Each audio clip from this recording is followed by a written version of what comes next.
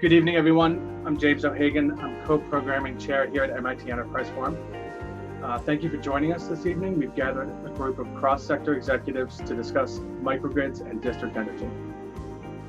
Before we get started, I want to tell you a bit about the MIT Enterprise Forum. We're a nonprofit with a focus on supporting the tech and entrepreneurship community, and we have chapters around the world. We regularly organize workshops, expert panels, and fireside chats. You can learn more about our events at mitnyc.org. Without further ado, let me introduce our moderator for the evening, Dr. Timothy Unruh, the Executive Director of the National Association of Energy Service Companies. Tim, take it away. James, thank you so much, and thanks for inviting me to be the moderator. I am humbled by the incredible panel we have today. They have so much knowledge, and I feel like I'm the jokester on the committee, but I'll try to keep everybody in line today. We should have a great time and have a lot of great information. I wanted just to talk a little bit about our panel today. Our topic, as noted in our really very, very long title, is increasing the decentralization, decarbonization, and democratization of energy with microgrids and district energy. I was really impressed by whoever came up with that title. They had a lot of D's in a row there, and I thought we'd try to hit each of those D's and just kind of establish a framework of where we go with that. Because I said, man, that is a lot of stuff that these microgrids have to accomplish. So I thought we'd just talk about it first. So first of all, my name is Timothy Unruh, and I'm the Executive Director of the National Association of Energy Service Companies. My organization represents energy service companies that perform about $7 billion of work of energy efficiency and renewable energy upgrades at existing buildings across the United States. Most of our work is with public buildings, municipal buildings, university buildings, K-12 school buildings, hospitals, and what we call the MUSH market, M-U-S-H for the municipal, university, schools, hospitals. We also do work with federal buildings, including military installations. Our work is developed and installed using private sector money that is repaid from the savings generated by the cost reduction measures, often over a 10 to 20-year agreement. And yes, one of our deliverable items that in my members' projects includes microgrids.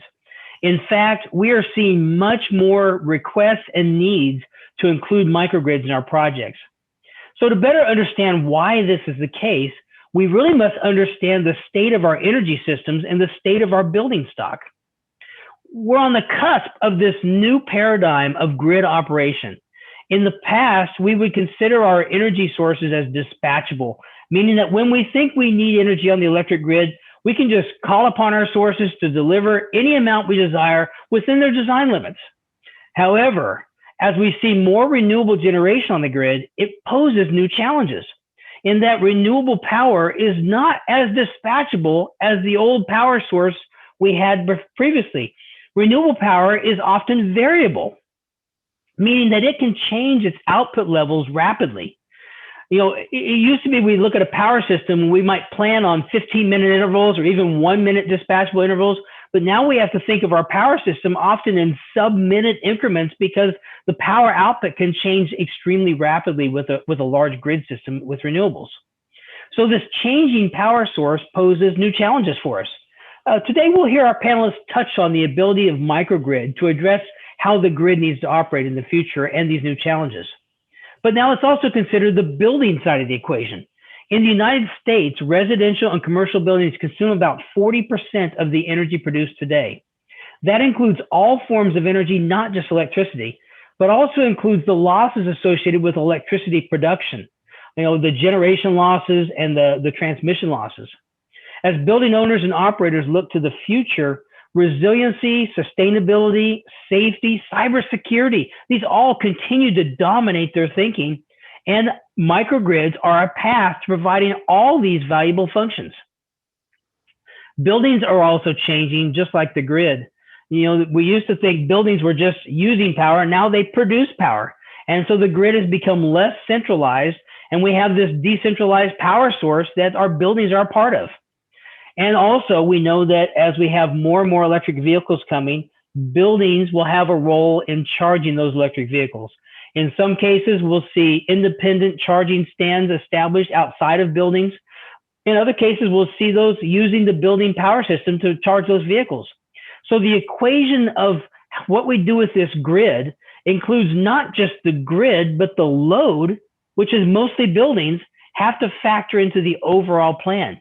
And so it's got more complex. We have this building grid interaction we have to consider, but also we have to use as towards the solution. So our panelists will talk about those types of things as well. But what exactly is a microgrid, and when did they really develop? Now, I'm an electrical engineer with a PhD that emphasized power systems.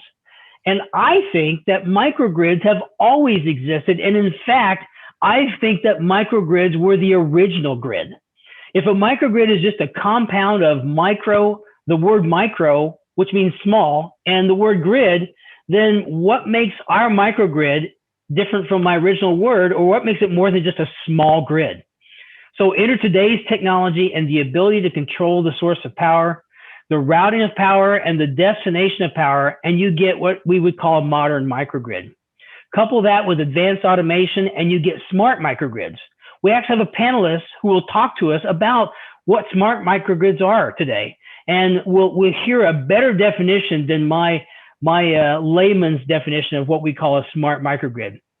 You know, when we look at these smart microgrids, there's so much new about them. We've taken this old technology of a grid and we've coupled it with new technology of controls and integration and artificial intelligence to create a new thing with new possibilities.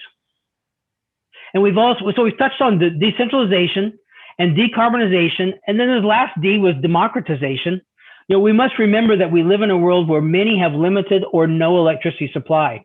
As these places gain electricity, we have to think about how we can best implement a fair and equitable solution to those issues. You know, we have a great opportunity to better understand this as we work in our own communities, as we establish new innovative district energy systems and planned communities. We have the opportunity to figure this out as we take our communities to the next level, how we might electrify these new communities that don't have it today. So enough of my blabbing on. Let's get to our esteemed panelists and hear what they have to say. So panelists, it's time for you to get on the spot. And I thought, Ahmed, that I would start with you and let you take my cheap, smart microgrid definition and maybe tell us a little bit more about what these things are that we're talking about today. Thanks, Doctor. I appreciate it. And thanks for the invite. It's a great event, especially in the middle of a very nasty heat wave across many states and even countries. So I think the beauty of a microgrid is you get to almost define it to your own, right? There's a general definition probably by the Department of Energy. There are others. I think until recently, the microgrid was basically the ability to disconnect from the electric utility and either supply in parallel or while you're islanded during a blue sky or black sky day, basically during normal condition, emergency condition, and the emergency conditions vary a lot. It could be like a local outage, major event, a heat wave like today, or like a very, I would say a very bad event like Superstorm Sandy in a way. What's really interesting that we'll get to during the discussion today is the role of natural gas is kind of being, I would say, evaluated right now for the future. So back in the days, you mentioned you started by relying on renewables. Renewables are great, but one very important point to differentiate is, we don't share the same solar power, if you will. If you're in California or Arizona versus New York or New Jersey, we both have the same noon, but it's different time. The solar radius is different. So I think to get to your point, I really think it's very, very short is the ability to disconnect from the grid and the ability to reconnect to the grid. It could be, everything is great and you're helping the utility, like a day like today, which you could get to in a minute, by deloading the system, transmission, distribution. It could be from a financial perspective, basically, that, from different markets, whether it's an ISO or an RTO, like an independent system operator or regional transmission organization. I think, like you mentioned, probably it started at the time of Edison. So I agree with you 100%. That's how the system started. We started with DC power. We started with microgrids. And then the system got very large, went to the microgrid. And now there's kind of some transition going back to the microgrids. So, yeah, I think, like I said before, I think it's a great discussion for today, specifically today. For those of you who are maybe not in the East Coast, it's a very, very brutal heat wave that we're going through probably is day 5 or day 6 of the heat wave. So I think that's kind of a quick definition. Let me know if you want me to go in more details. I did the terrible sin. I muted myself. So Ahmed, you did a great job. Why don't you tell us about yourself and give us a little introduction, and then we'll have the rest of our panelists now that you've kind of identified what it is we're talking about. Sure, thanks. My name is Ahmed Mousa. I work for PSEG in New Jersey. I manage the utility of the future. And before that, I worked for Con Edison. I live in New York, work in New Jersey. I'm a big fan of microgrids. Right now, the New Jersey Commission have a very active project called the Town Center Microgrids. So, it's kind of, a lot of us are very familiar with like a campus style microgrid, a certain school, university or college, they have the ability to, again, disconnect from the grid and supply their own power. This is, I would say, very interesting, very, very challenging because you are connecting multiple buildings, crossing multiple right-of-ways, as we'll discuss later, challenge a technical piece, regulatory piece, financial piece. So it's kind of very, very, very interesting that we're going to see in the next couple of minutes. And basically, in closing, right now I'm working on the 100% clean energy by 2050, which I think is a very interesting thing to work on. And I believe microgrids will play a very essential role, whether you have 100% renewable or 100% clean energy. Thanks, Ahmed. Emily, tell us about yourself.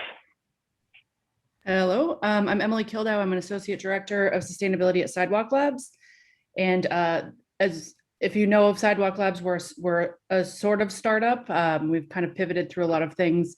I've had the pleasure of working on the City of the Future in Toronto, coming up with a master plan that included what we called an advanced power grid, which is a microgrid and then some in a thermal grid. That unfortunately didn't move forward. And we have now pivoted, and I work on our advisory service team. So we are able to take the insights that we learned from Quayside and from my 15 years in the sustainability space to apply to new districts. And so one of the things that we think about is how to kind of take this high level concept of sustainability, which doesn't really mean anything without context, and give it some context. So we talk about energy as it relates to carbon and think about district systems and start to break things down as to the impacts that they can make. And I'm talking about my work instead of me, but essentially these are the things that I think about. But really thinking about the different tools that get you to a low carbon future, microgrids being one of them, and definitely not the only one. That's great, Emily. We like to hear about all aspects about you, so that was good. That was fantastic. Niek, what do you think? Can you tell us about yourself? Yeah, sure. My name is Niek Veraart. I'm a national practice lead for Michael Baker International. We are an architecture engineering firm and planning. And, the notion of microgrids is really something that I actually first encountered, post-Sandy. I'm located in New York City.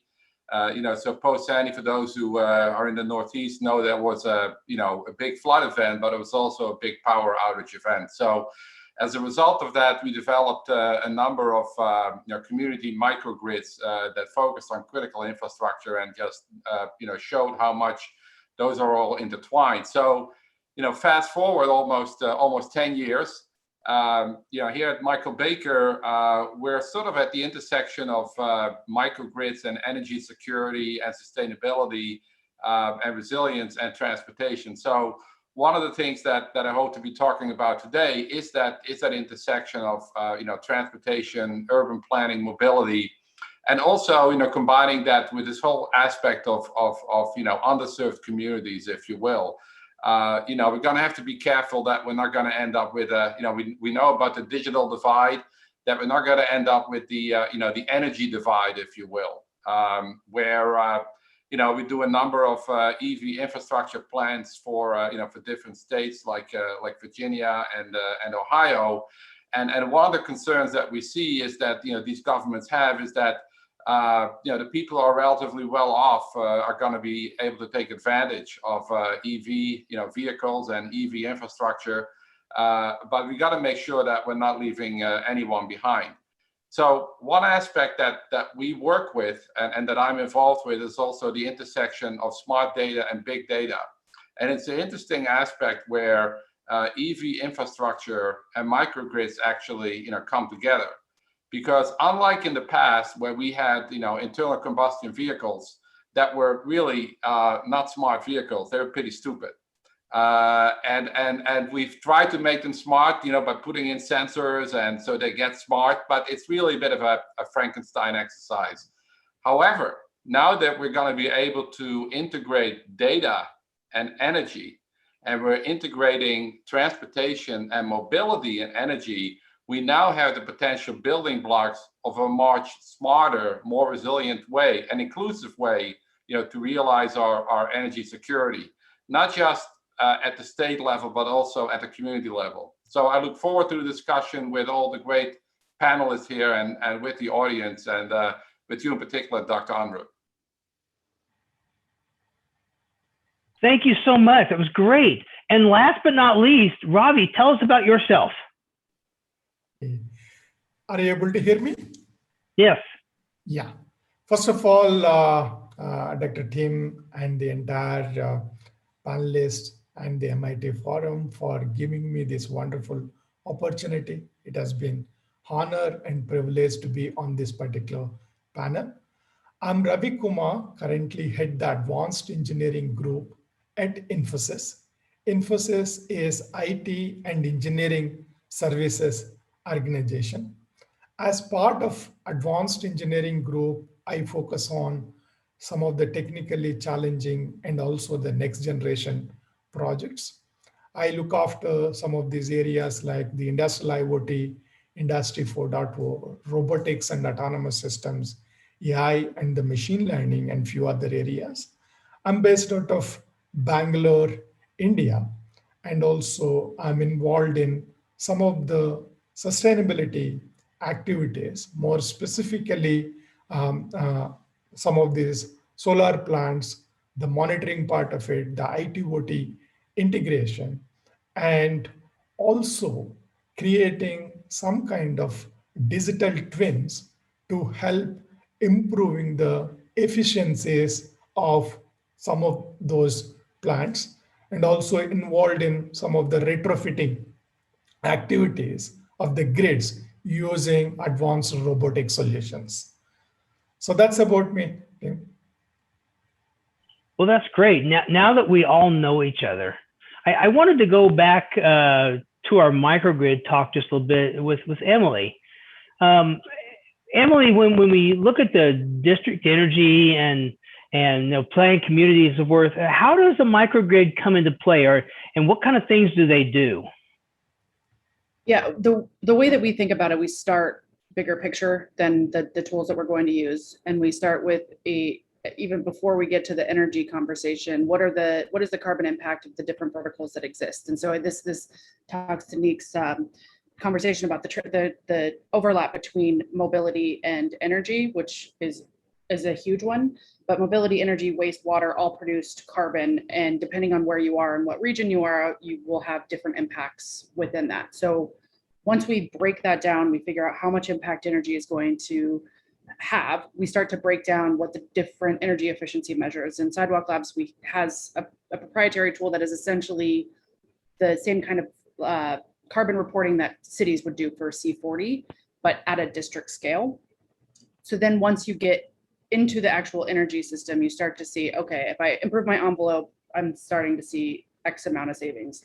Now I can add in parts of the microgrid, which would be distributed energy assets, and then technology overlays that are essentially demand response and more robust controllability to talk about the interconnections between grids and other assets, and sharing thermal waste heat from building to building or from waste heat supplies, just trying to decouple this kind of centralized structure that exists within the utility world.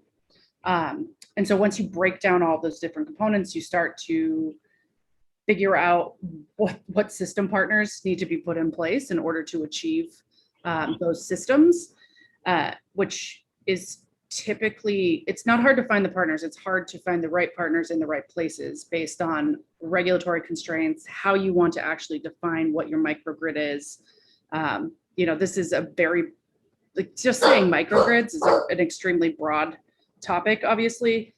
Are you talking utility, like Ahmed was talking about blue sky versus islanding, and do we need that capability depending on how robust the actual grid infrastructure is that you live on? Maybe you don't need an islanding capability, or if you're in Connecticut right now with rolling blackouts and brownouts, you do need the islanding capability.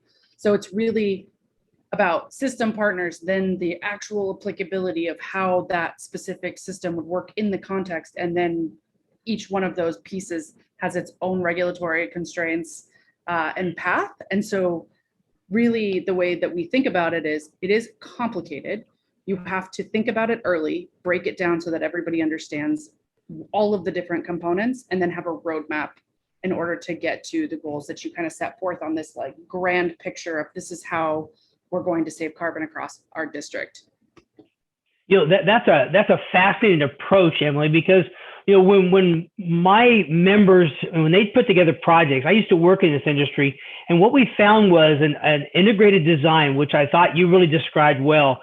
Not just looking at an individual component and zooming in, but looking at the broader picture of how the interaction of the buildings and their needs with the greater grid need and everything all work together is really your design goal. What's odd is that integrated design is such a simple concept, but it's so impactful in how you approach these and how you have success. You touched on talking about the grid and the small and the large. I'm going to ask Ravi to talk about that. But before you start, Ravi, before this call, I was looking at a chart that showed the temperature spikes in Portland, Oregon over the past few days. And they have this chart that shows this curve of all their averages over time. And there's this huge anomaly, like 8 or 9 degrees above. And they said, normally when we break records, we break it by point something of a degree or fractions of a degree, but we beat it by 8 degrees higher than the ever previous high. And I thought about the grid, and I thought about this conference call with talking about the microgrid, but there's also the macro grid and the microgrid. So how do those things work together, Ravi, Dr. Ravi? Because it seems as though that's a stress on the grid that's going to be tremendous. Imagine all those air conditioners people in Portland are going to buy in the future. Okay. No, that's a wonderful thought that you have given, Tim, between the micro and the macro. It is essentially engage and disengage. In the sense you have a big macro grid, and definitely we have some of the challenges that are out there in terms of grid resiliency and grid reliability part of it. While managing that large grid to manage this resilience and reliability, you need to bifurcate that particular grid into smaller parts so that each of the smaller part can isolate that particular problem and they can get connected and disconnected. Okay. And also, as Niek and you also mentioned, there are a lot of challenges that are a lot of things that are happening in the industry today. Earlier, energy is only one-dimensional flow. Now, energy is bidirectional flow. And because it's a bidirectional, you need to take a lot of measures and you need to monitor the grid that, just like you mentioned, some of these power characteristics can change drastically, almost like a minute level kind of thing in terms of the production, in terms of the consumption. So this entire thing, if you want to look at it holistically, at the end of the day, it is data that is very, very critical. You need to be able to collect this particular data real time or more near real time so that that information is available to you in the beginning itself so that you can do a lot of analysis on that particular data in terms of getting the transparency part of it. In the sense that entire data will present you what is happening, why is it happening, how is it happening. Once you have that kind of transparency built in, then you can look at optimizing it.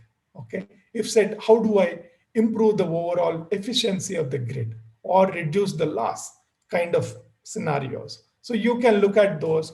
All the technology technology that is out there to do that kind of optimization. Then after that, prediction and also the self-control part of it.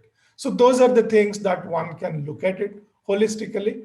At the end of the day, it is an operation technology that is out there. On top of it, you have an information layer, which is a kind of enabler for you to optimize the entire grid and optimize the operations. Well, that was great. So we talk about, the grid and the data and what we have to operate it. But one more data point I want to add into it is we're going to have a lot of electric vehicles coming onto this grid.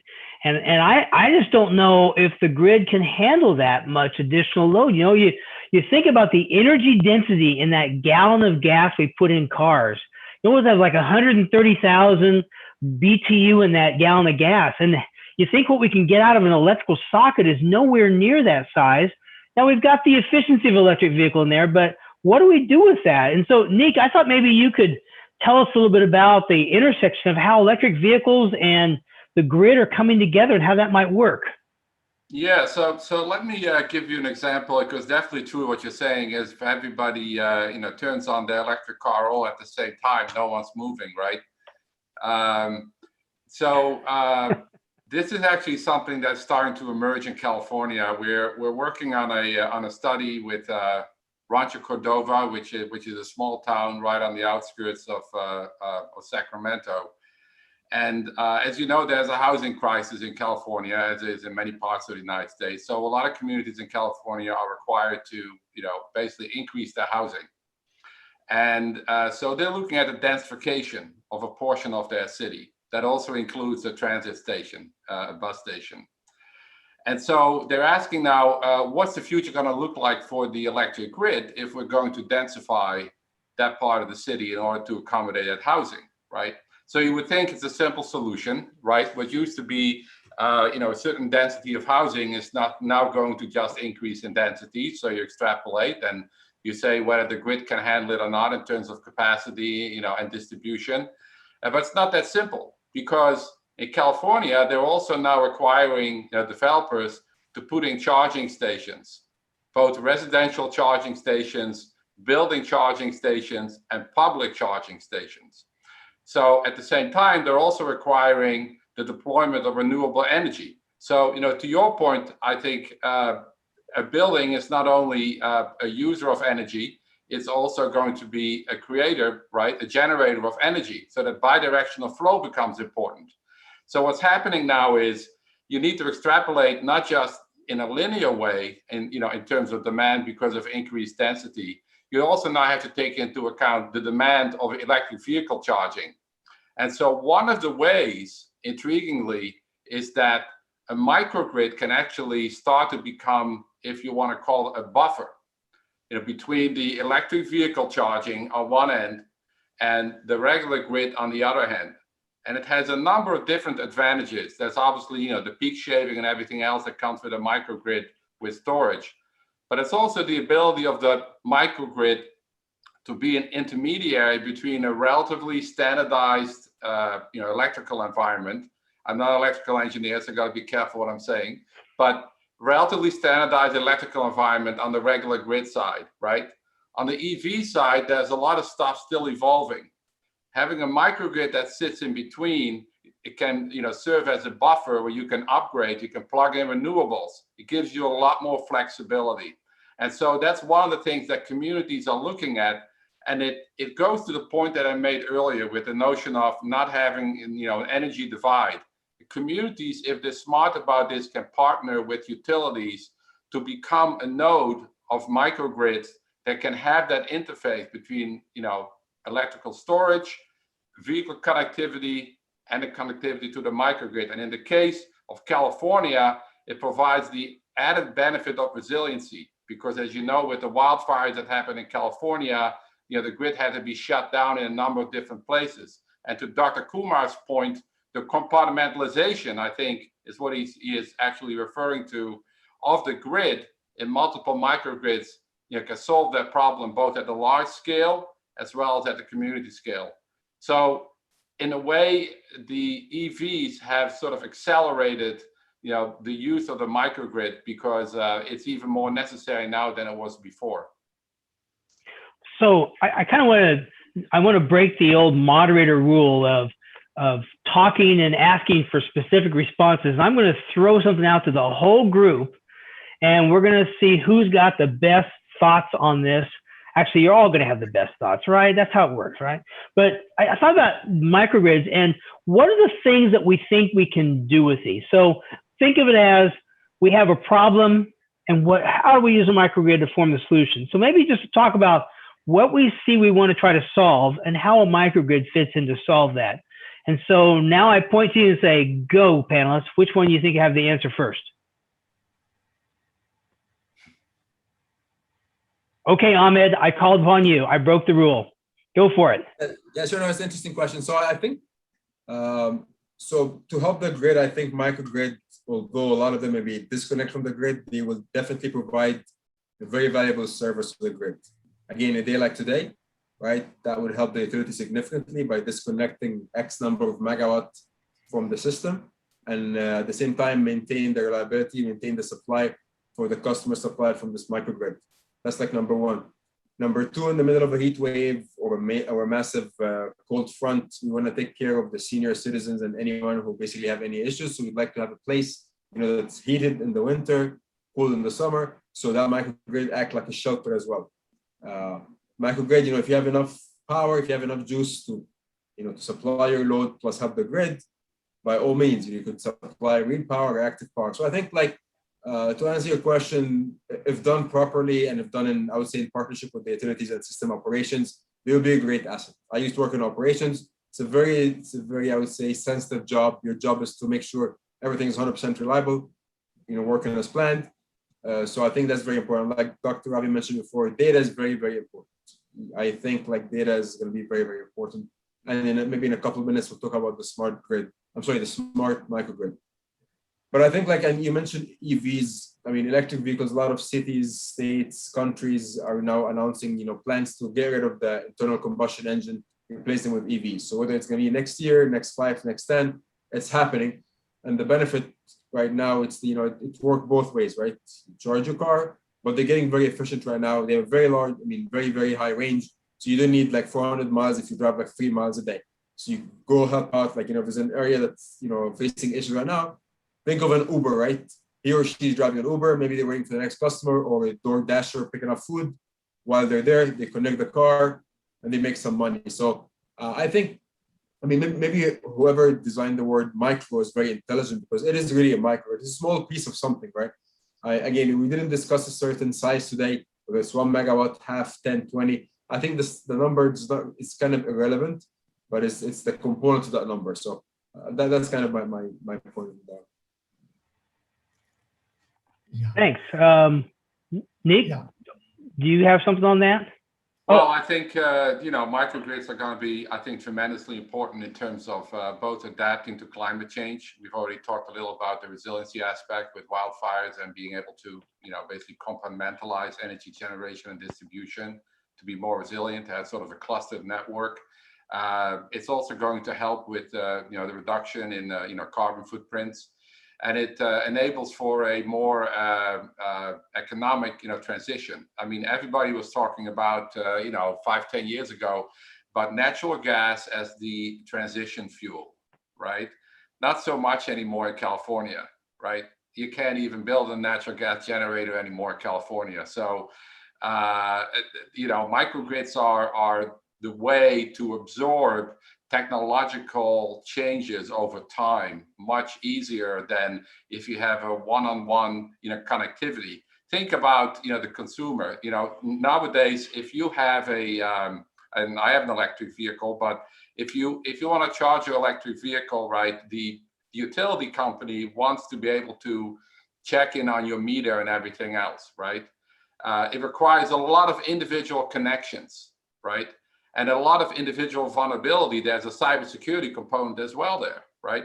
If you have a microgrid that sits in between, you have a potential buffering effect, and you can also compartmentalize that cybersecurity component. So The military is very much, on top of those types of things. We do microgrid design for the military, for military installations.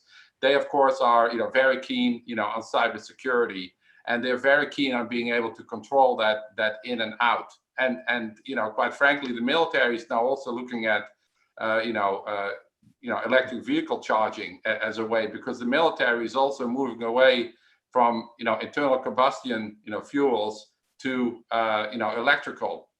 One of the reasons, has to do with, with strategy, because the environmental footprint, heat footprint, and everything else from an electric vehicle is much different, from an internal combustion engine. That's a whole different discussion. But definitely, the sustainability component and the climate adaptation and mitigation is a huge benefit of microgrids. Thanks, Niek. Emily, I know you've got something to say. I missed your cue before, so let's have at it. No worries. I was going to reject the notion that microgrids, as you defined earlier, which is really the capability of islanding, is really the answer. I think that is an extremely important piece of the story from a resiliency and reliability standpoint in certain locations, and probably that will continue to grow. So having the ability to do that more and more is going to be a greater benefit. But the way that I like to think about it, and when we talk about district systems, people automatically go to central plants within the district and then that feeding out. And that's not at all how I think about it. If you kind of compare it to the internet, and computers used to be served from one central location that has since been distributed, acting more like a mesh network where you're basically taking the computing power and putting it into your computer. You do that from the same standpoint where you're generating as much, or you're creating a building that is energy efficient enough to not need it.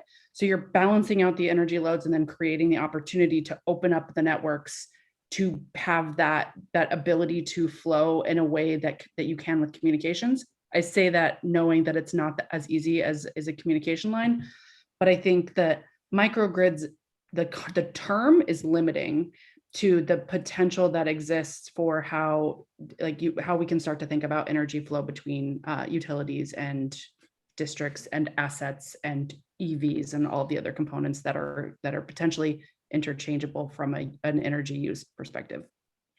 Emily, you're so consistent. Your first time you spoke, you talked about the kind of the big picture, and again, you take us back to the big picture. So you're really telling us is somebody might have power and somebody might need power, and the whole thing is about getting those who have to deliver to those who need, no matter where they're at. And so the microgrid isn't so much of like we think of this thing sitting outside a facility that switches power from one source to another, but now it's the whole integrative effect of how your little source grid communicates to other little source grids, and how we transfer power back and forth through the utility, or maybe even directly. Absolutely. And I think there's a layer on top of that from a data perspective, but also from an incentive perspective. The only way to do that is to try to throw in some cost association. Right now, time of use is the closest thing we come, but layering on real-time cost and buying and selling and creating a market within that structure allows for a capitalist type approach that doesn't potentially box people out. So really what our challenge we have is today, we don't really have the policy rate structure that supports fully that future vision. And we really need to get there. What do you think we have to do? And not just you, Emily, if anybody has that, what do we need to have in place to cause us to move to that new policy level? Is the pain on the grid not yet acute that we don't get that, or is there something that has to happen? I mean, I have things to say, but I'll step back for a second. Okay. Yeah, Tim, I just want to add a few more points before we get on to the point that you just mentioned. In fact, the smart grid, the microgrids is a wonderful technology to realize the 3 Ds that you mentioned in the beginning. Those 3 Ds are decentralize. Okay, it'll decentralize the entire grid into smaller pockets. It'll decarbonize because you have a lot of these distributed energy resources that are out there, whether it is solar or wind or any other form of the energy sources, which will help in realizing the decarbonization. Then the other one is the democratization. Okay, in the sense, it's the new norm is the prosumer, producer and consumer. So in one way or the other, you are democratizing the entire thing. So for this to happen, I think one of the important point that Ahmed and Niek also mentioned, these microgrids can act as a buffers in between. And the beauty of it is you need to have a mechanism to connect and disconnect with a high reliability. How do we do that? That connecting and disconnecting, it is not only just the hardware problem, but you need to have a software, a virtualization in place so that you will be able to connect and disconnect, okay, these grids. So, and that entire thing has to be driven by some of these advanced data analytics and AI and the machine learning part of it, which can help to realize that. So it is essentially, at the end of the day, it is the technology cusp that you can think about, bringing the best of the OT and IT together, and also making sure that the entire stack from the bottom, the hardware resources to the top, the intelligence layer works in tandem together. Just want to bring it up. Yeah. Dr. Ravi, before you leave that, you used a couple of acronyms in there, OT and IT. We all probably know what IT is. Tell us a little bit about what OT is. OT is all about the operational technologies. Operational technology is essentially related to all the hardware and also the layer on top of this hardware to collect the data, more specifically the SCADA systems, the PLCs and DCS systems and things like that, which essentially collects this data from the operations technology and pass it on to the next layer, which are essentially the enterprise resource planning layers, the ERP, the IT systems, where all these accounting and other things can come, and also all the intelligence that you can gather from here. And then that can be a good decision maker for you to manage the grid. Yeah. So Ahmed, I want to come back to you on the regulatory stuff. Can you tell us what we have to overcome there? Yeah, that's a great point. And I think we're doing a lot of effort, I would say, in New Jersey, kind of working very closely with our commissioner, with our developer and different cities. After Superstorm Sandy, there were, I think, 12 or 13 proposed microgrids, like very, very complex, large microgrids connecting multiple buildings in different locations together. So I think which maybe I would take the question a bit different, like what would be the utilities role, right? We know our system, we have the data, we know our customers. Others, I mean, like that was discussed today on the panel, they would like to build, everybody wants to build a reliable and resilient microgrid. You're never gonna have someone who's proposing a terrible microgrid, right? So the intent is there, but I think the next point is kind of connecting the dots between us, the commissioner, developer, and the cities to kind of, I would say, get rid of the critical path, try to increase efficiency as fast as possible, and almost we act like consultants. I like to say that a lot. Like, yes, we are the utility, but we believe we understand the system. I'm not going to say more than other people, but we live, we know the system. We put the system on the poles, on the ground.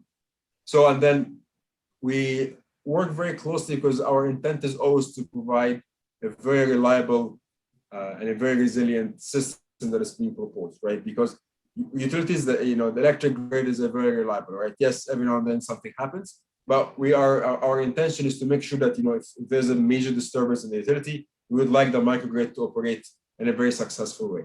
So how is that being done? Again, by addressing all technical issues, by providing the data upfront. I mean, the question here is to look about, you mentioned rates. Microgrids look a lot different now compared to a few years back, right? I like to think of microgrids almost from a term of a transactive energy of FERC 2222.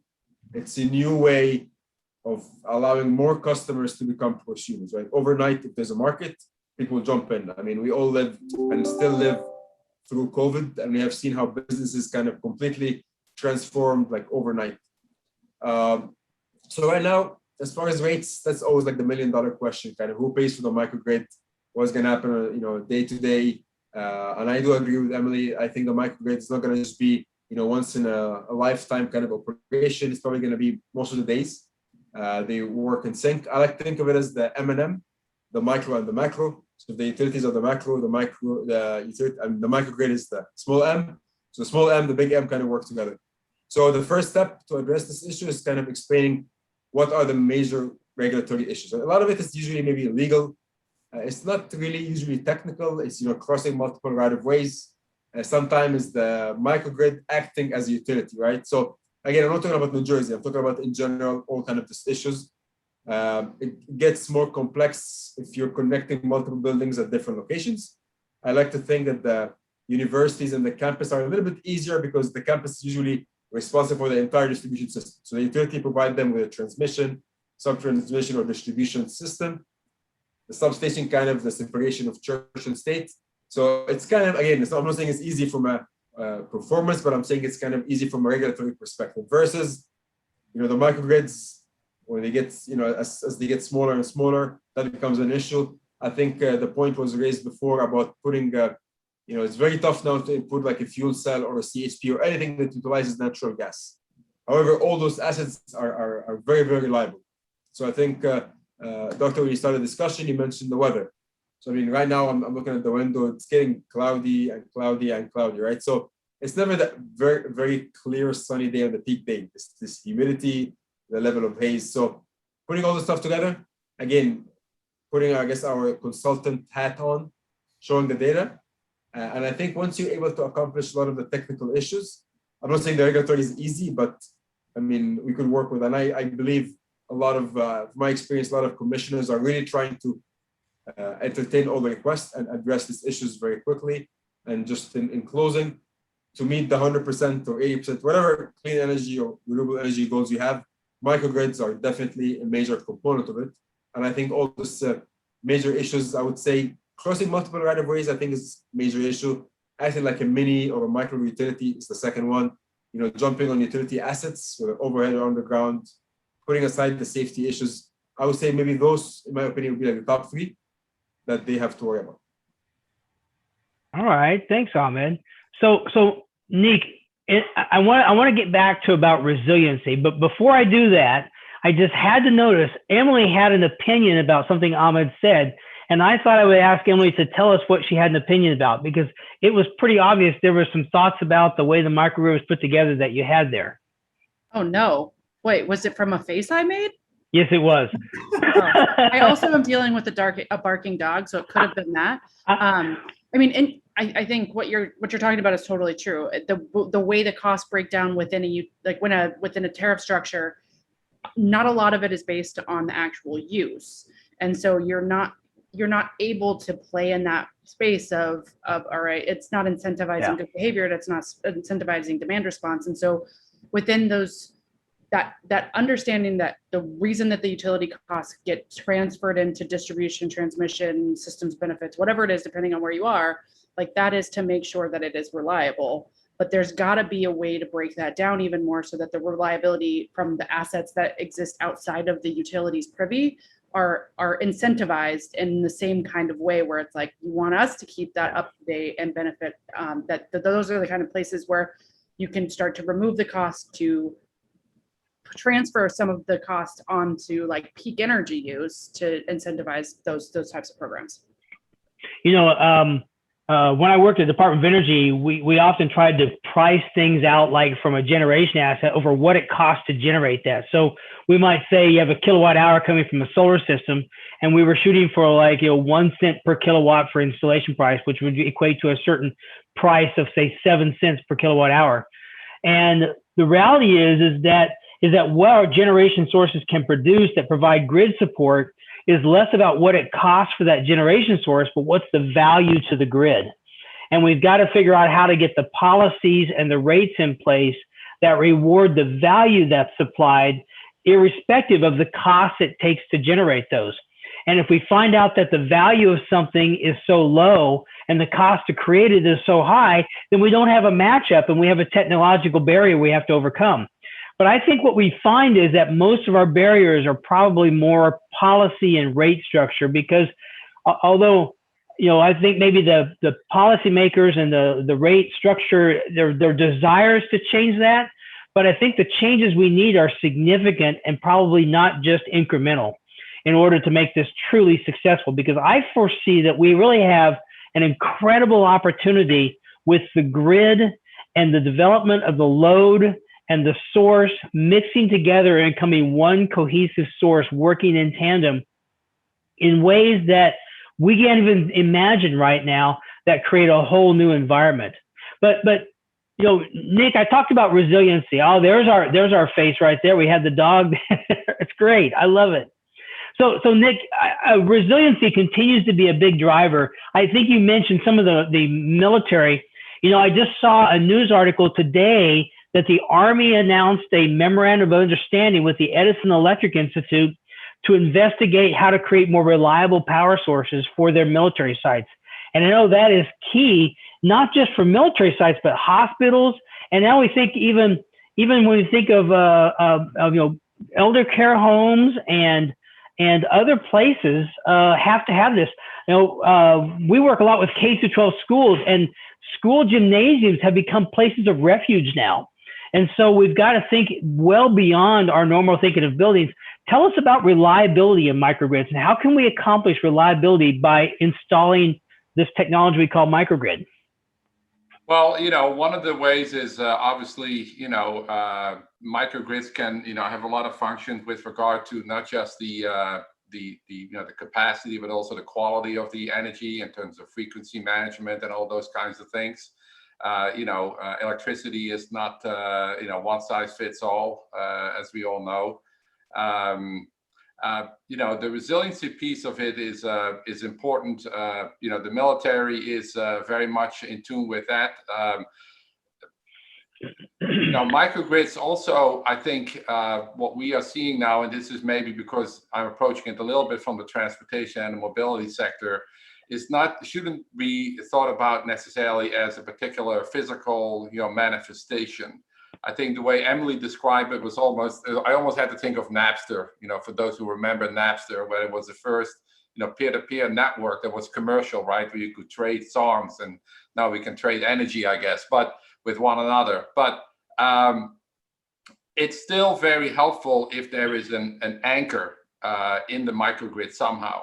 And what we've seen and what we saw, especially, you know, post-disaster, that also because of funding reasons, there's often, like one of the microgrids that I worked on at the time was in Staten Island, where there was a Staten Island University Hospital that became an anchor for a microgrid on Staten Island and was tied in with transit, and it was an interesting concept. But what you find is that the things that you're describing with regard to cooling centers and elderly housing and things like that, multifamily housing and things like that, it's usually good if those are combined with some sort of critical facility, whether that's a wastewater treatment plant or whether that's a hospital or something else that is able to provide kind of like the organizational aspect behind it, the key infrastructure that has some baseline storage needs that it needs all the time, and that can tap also into different funding sources. For example, post Sandy, never let a disaster go to waste. Unfortunately, but those are great opportunities both to expose the vulnerabilities of existing conditions as well as come up with new solutions. So microgrids are a great way to address that and to increase our resiliency over time. It's also a great way to avoid wasting money because we tend to over-design and we tend to invest in capital investment more than in what I would call the software investment. And we have a lot more flexibility in our investment tools that can spend that money better in other ways for our communities.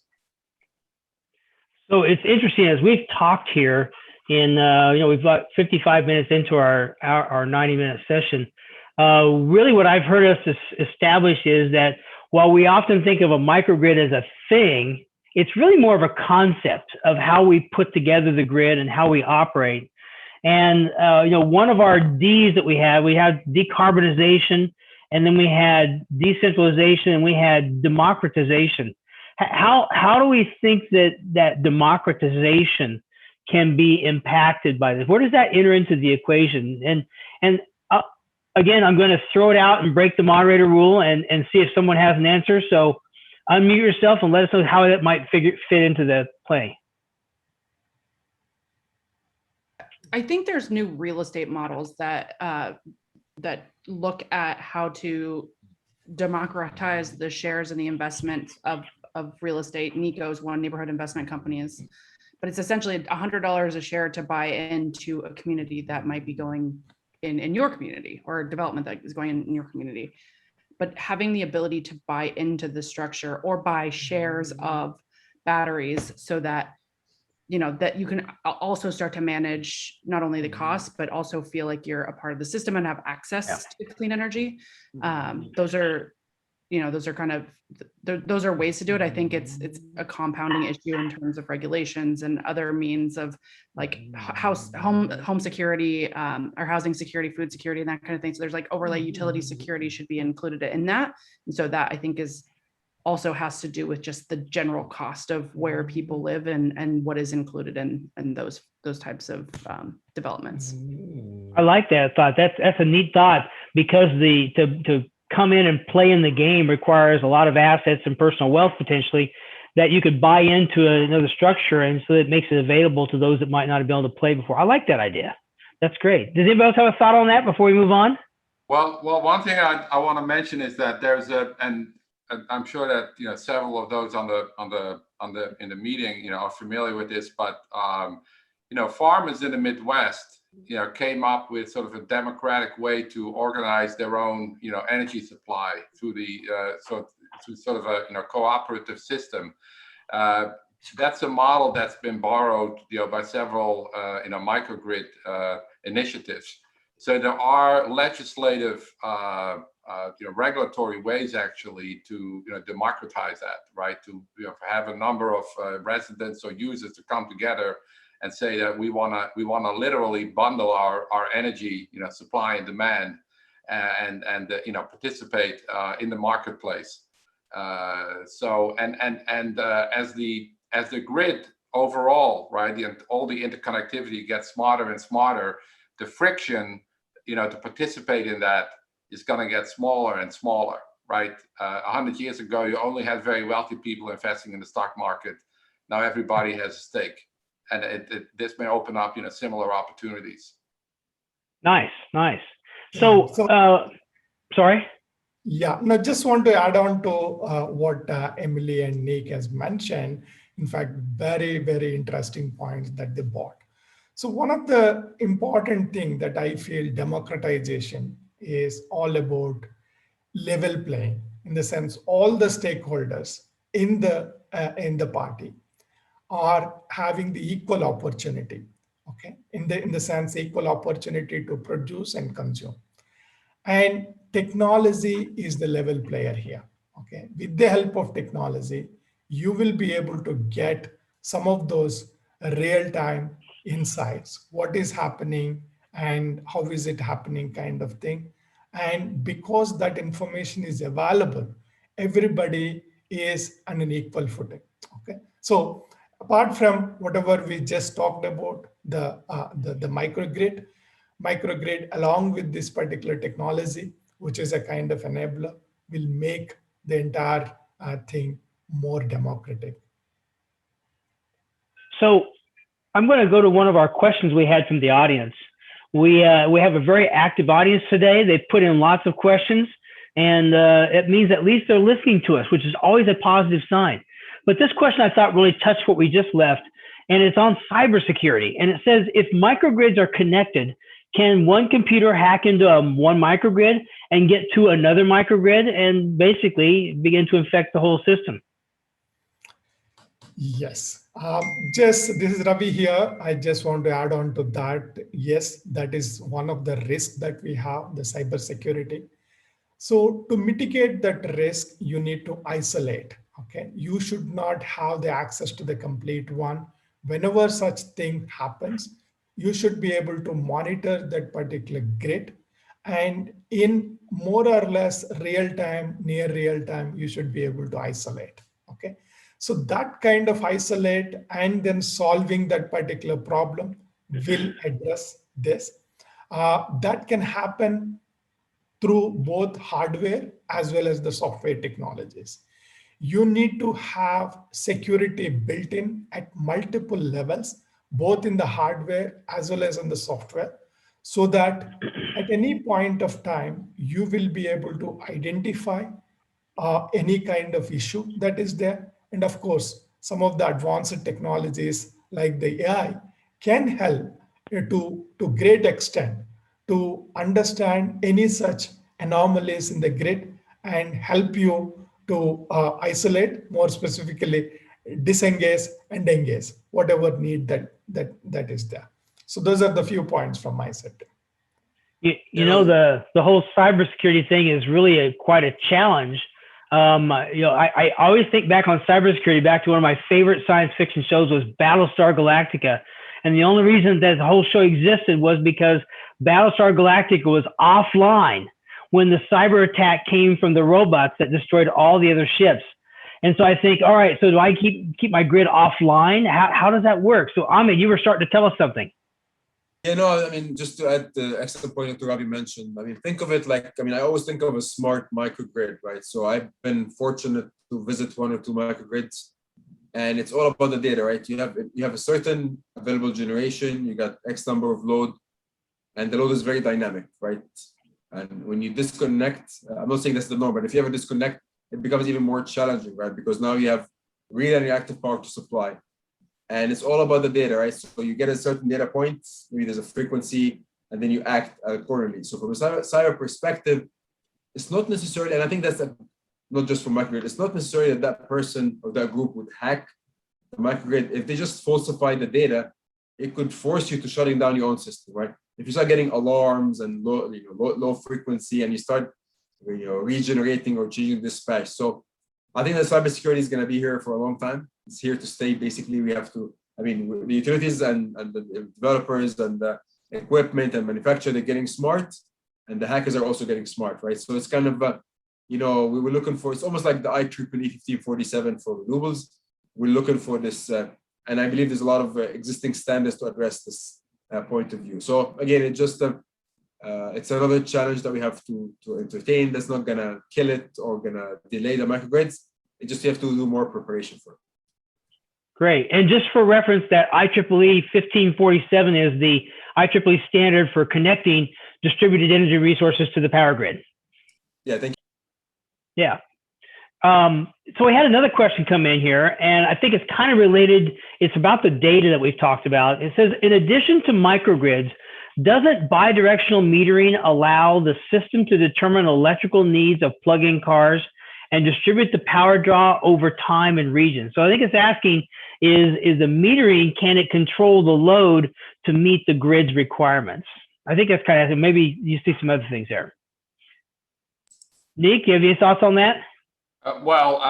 In principle, that's that's possible. It's not that different from what I mentioned earlier. You can decide to have your charger paid for by the utility company, and then if you do that, you get that subsidy. Then they allow you allow them to throttle up or down the amount of charging, depending on the capacity of the grid and whether it's off peak or on peak, and so they can optimize it. It's not any different from whether they turn on your air conditioner to a certain temperature in your house if you want to get a lower rate, right? So you have choice there as well.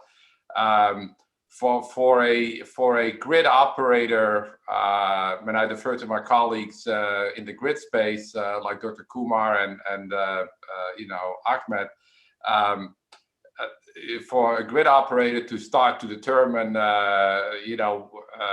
how much your car can get charged and when, not sure that would really work with the number of connections. But if your car was part of a microgrid, maybe that microgrid could become the intermediary that negotiates between the demand. And where that actually is already happening is with electric bus facilities, at places like that. If you have an electric bus facility, you don't want to charge all the buses at the same time. And at the same time, all these buses need to be charged based on a certain schedule. So you could then regulate, how much and how fast each bus is being charged based on demand. And, if a bus, basically drops out, you can, basically adjust your schedule. And that's also why, bus facilities, electric bus facilities and fleet facilities are a logical, component of a microgrid where it makes sense. It's almost where you take a critical facility or a bus facility that has basically a predictable demand pattern, and you build and you wrap a microgrid around it, right? And so that starts to pay up for a lot of the infrastructure of the microgrid, and then others can basically tap on and hook into that microgrid as well. So now you're creating sort of an interesting market mechanism, to buy into that microgrid.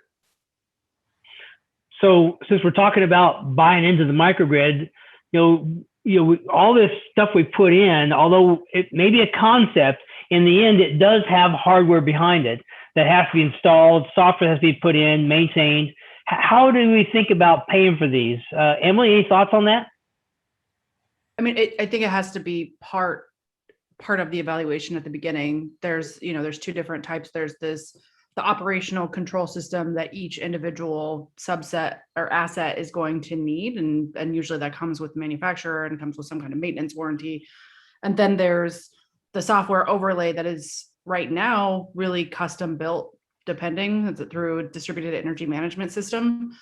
And so that ends up being part of the microgrid. And I think like the way that you think about charging it out is usually through the operator. I think that will change. I think even in buildings, like building management systems are very concerned with security in the same way that we're talking, but everything is very islanded in the middle and then centralized control. And that's starting to break down a bit. I do think that eventually there's going to be more automation within the different assets to be able to talk to each other.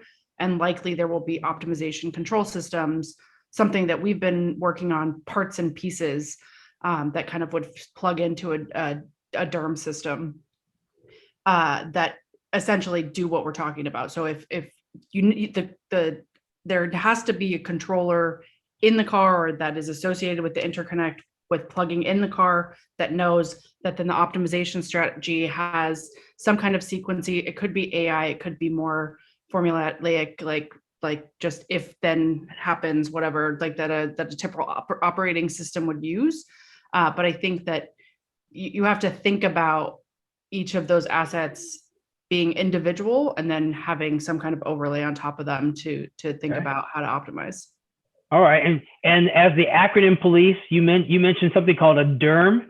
That would be Distributed Energy Management System. I did say it first, but I didn't say it with the acronym. So good. Well, that's good. Thank you. Ahmed, I wanted to come back to you on this. Who owns this new thing? Is it the utilities or is it private industry comes in and does this? Is it the users of the power that own it or some third party? What do you think about those? So that's a very powerful question. I mean, I'll tell you from my experience, to Emily's point, as far as the systems, like a lot of us are investing in a distribution management system, the DERMS, the ADMS, which is an advanced distribution management system, and the microgrid. I mean, I like to think of the management system as like, we have an iPhone and the microgrid would be like a very complex app on the iPhone, right? But the iPhone, I mean, even if the utility has some control, it's not really controlling every piece of the app, right? So that's kind of working with there's going to be a lot of parties, not just going to be a third party, right? Maybe like the microgrid may have solar, storage, wind, other location may have fuel cells. So there's a lot of different components, right? There's disconnecting devices from us, there's work need to be done. So the management system, that would be utility kind of control. The microgrid side of the equation, they also have their own management system. It's like a mini control center, if you will. I think there'll be a lot of transition, a lot of communication, data transfer, some kind of control between the two. I mean, cybersecurity is always going to be a challenge from that perspective. Of putting this on the side. Now, as far as like who owns the data and other stuff, I believe a lot of, again, it's if you're comparing like a complex or a like university, it's easy and hard because we may have one massive meter that says the total load for university, and they have their own sub kind of meters. But if you're talking about different buildings together, some of those buildings already have data. Like we may have data for them, whether it's wireless meter or we have an idea. You mentioned the school gym. I think school gyms are going to play a massive different role in the future, right? By being this shelter, if you will, like almost a data distribution and so forth. So in short, I think you're going to have some kind of, I would say, a joint usage. Right? It's not going to be a one person or one group. This is just my own personal opinion. And it's multiple. And the more partnerships you have, the better. I think that's also a point that Emily mentioned before. If Microgrid is the future, which it is, and I mean, again, they're going to be connected all the time, which they are. So it only makes sense to kind of have this kind of transition.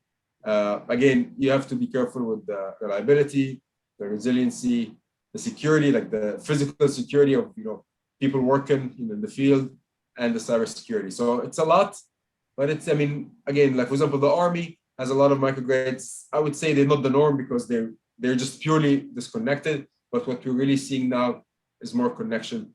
And I believe that you're going to see the microgrids will get bigger, but they're going to have a lot of different subscribers, if you will, right? It's going to be small homes, so more data points, more customer, and so stuff like that. All right, so let's dive into our Q&A.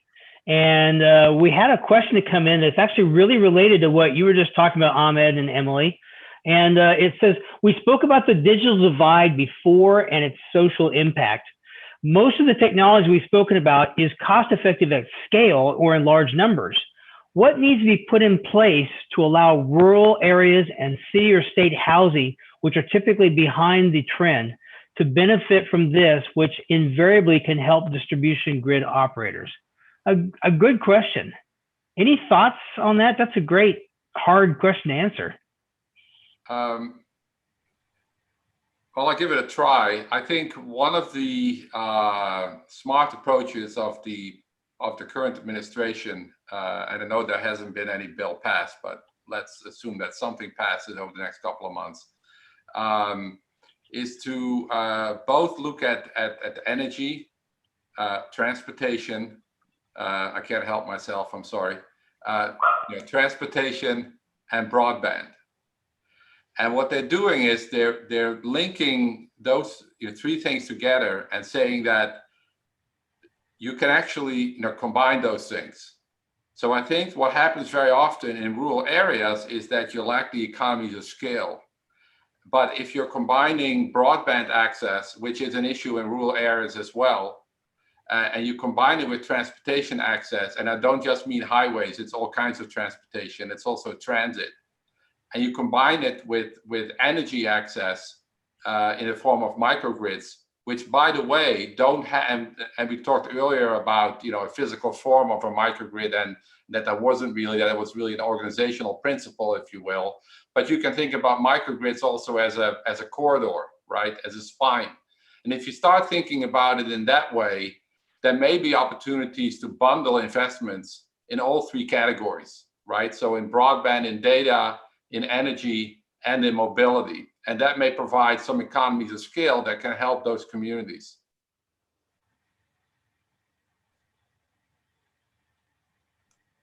I would add, I think that's a great approach. I also would question whether or not that is always true, especially if you're breaking down the centralized concept that it is more expensive to build in that capacity, in a more rural capacity.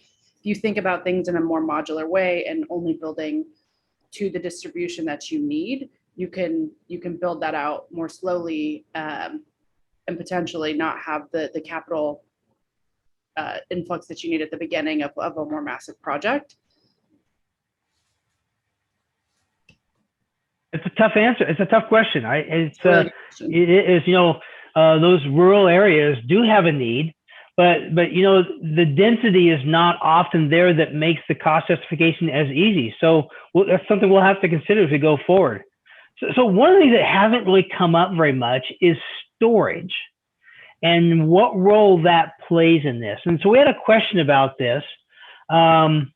It says, what energy storage options do you see as most practical for microgrids? Where do you see hydrogen as a fuel, fuel cells, electrolysis devices, or other hydrogen generators supporting microgrids? So maybe storage in general. Any thoughts there? Yeah, I think just to add quickly, so storage is going to play a massive role, I think, in the energy storage, I'm sorry, in the microgrid, especially as we continue to rely on renewable resources, like you mentioned. And they basically, I mean, the sun is not always available. And so far, I haven't seen, you know, like wind as a major component part of a microgrid. Maybe some areas will have, you know, great onshore wind. So if you're relying a lot on solar, you definitely need energy storage, right? You know, sometimes the storms may last a couple of days, so you need to survive the next day. What if the next day is not sunny, or the next couple of days? So storage is going to play a big role. I think it's very important. Also in other locations, as we are shifting from natural gas resources like fuel cells, CHP, or, you know, diesel generator as a backup generator, that put more stress on the energy storage. So I think energy storage will play a massive role. I really think that they could play multiple roles, right? You could get energy storage that would do peak shaving. It will do so many options. And if there's a need for it to run as a microgrid, it will do it. You know, they're getting cheaper, technology is there. And I would say almost everybody's focusing on storage. So again, whether natural gas is still used in your territory or not, energy storage is going to play, in my opinion, a massive role. And it's going to be a lot of things. It's going to be the small batteries, maybe in a small building or a small house. It's going to be a large one like a lithium ion. You know, hydrogen, a lot of us are really focusing on hydrogen. So I think it's all of the above, all the stuff you mentioned will be part of the future. I would say near term though, batteries from the electrical side are the ones to count on, but I wouldn't count out thermal storage, geothermal as storage, you know, deep lake cooling, that kind of thing to offset peaks. But I mean, we've looked at a lot of different types of storage, and the barrier is never, well, hydrogen's still a barrier, but the barrier is typically more regulatory than the actual technology. Even batteries in New York City is near impossible to actually get like a substantial amount to actually show true backup generation unless you have a space outside, which is pretty rare. So I would say that if you were looking, storage is the thing that has to happen in order to achieve like true carbon neutrality. But the regulations, I would say, is more of a holdup than the technology. So we have another question that came in. This is an interesting one, is please discuss potential expanding third-party aggregators, virtual power plant providers that tie in with DERMS, there's our acronym again, or other operational players other than utilities and end-use customers that can address the missing links between the macro grid and microgrids. Ravi, that seems like something maybe up your area. Oh, okay.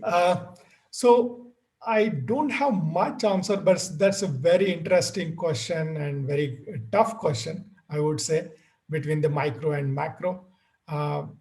Probably some of the technologies around connection, disconnection can help. And yeah, other than that, I don't have much to say. Probably, Emily, you may have some more points. I mean, nobody's really figured out where we have our sister company, Sidewalk Infrastructure Partners, has a partnership with Ohm Connect, which is to try to take Ohm Connect, which is right now like a disconnected demand response means for residential, and turn that into more of a virtual power plant. So I mean, I think that's the answer, is to be able to get that data centralized to a point where you can then automate the controls so that you can actually have demand response where you're basically taking like a little bit from everybody versus relying on certain locations to take a lot off. But yeah, I think it's a great question. It's definitely a space that's pretty saturated right now from a startup perspective, but we haven't quite figured it out. The interconnectability and integration piece is still, I think, lacking. Yeah, so probably I can just borrow some idea from the other industries. Most of the people right now, they're talking about the digital twins. Okay, so it's essentially a digital replica of a physical infrastructure. And this particular digital twin has an advantage of built on top of the data layer so that the information is available almost like real time, near real time, and also provide a kind of dashboards so that you can continuously monitor and visualize what is happening. And on top of this, you put an AI layer, which is essentially built on some of these historical data that is out there. And this AI layer can help you identify some of those anomalies and provide you that kind of virtual layer or virtual oversight of the entire grid. Probably that can help. That's another thought that I have. Great. So we had another question come in about the artificial intelligence that we would use in the microgrids. Tell us a bit more about that artificial intelligence and how that would work and how it provides a benefit. Okay, that's good. So let me take that question, Tim. So AI can help in 2-3 ways, in many ways, I would say, but I'll just take in 2 ways. Okay, so one is, let's say, a solar power plant that you have, and one of the thing Ahmed has mentioned that a lot of variability and a lot of dependency on the weather patterns. Okay, so look at the weather and whatever weather that is forecasted for the next day. Based on that particular weather, you can predict what is the typical production that a typical solar power plant can have. Okay, so that's one way of assessing it, the future, okay, based on certain factors like the previous historical data, previous weather data, and things like that. Then the other one is all about, we all talked about the reliability part of it. You know, reliability is very, very important in the grid, and more so for the aging assets. Okay, so when the asset gets aged, the reliability comes down. So if you have an historical data about all these critical assets, how they are failing, what is the kind of trend that is there, you have the operational data on top of it, if you have the maintenance data that has happened for that particular asset, you can use this information about the operations data and maintenance data to predict the failure of that particular asset or a group of assets. Okay, so you can analyze that particular reliability further. All that things are leading to a philosophy called predictive maintenance. The entire predictive maintenance is led by AI. Those are the 2 things, but there are many other options that are available with the AI technology.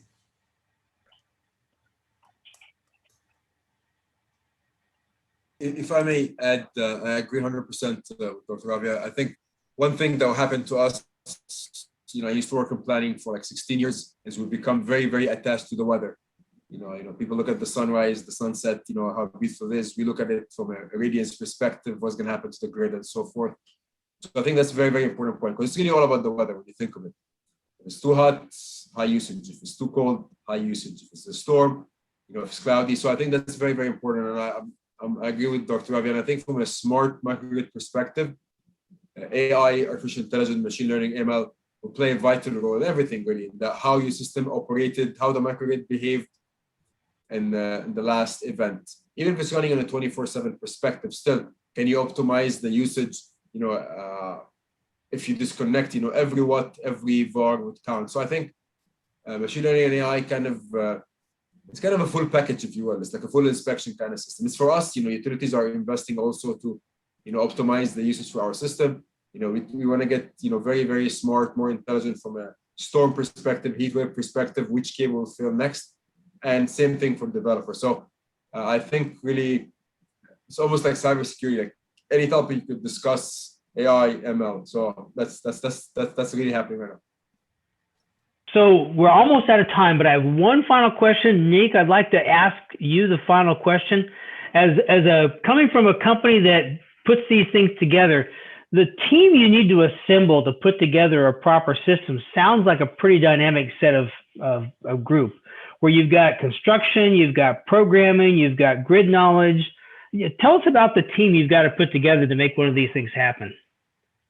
Well, you need people who understand what the grid operators and the utilities, what their limitations are, also what their financial limitations are.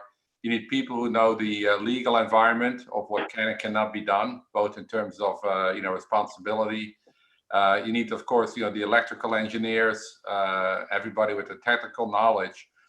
But I think most importantly, because it's such a unique opportunity when you go to a community, is to understand what that community needs, what that user needs, and how those needs may evolve over time. And sometimes they may not know what they need in the future, but you may be able to help them understand how they may want to migrate.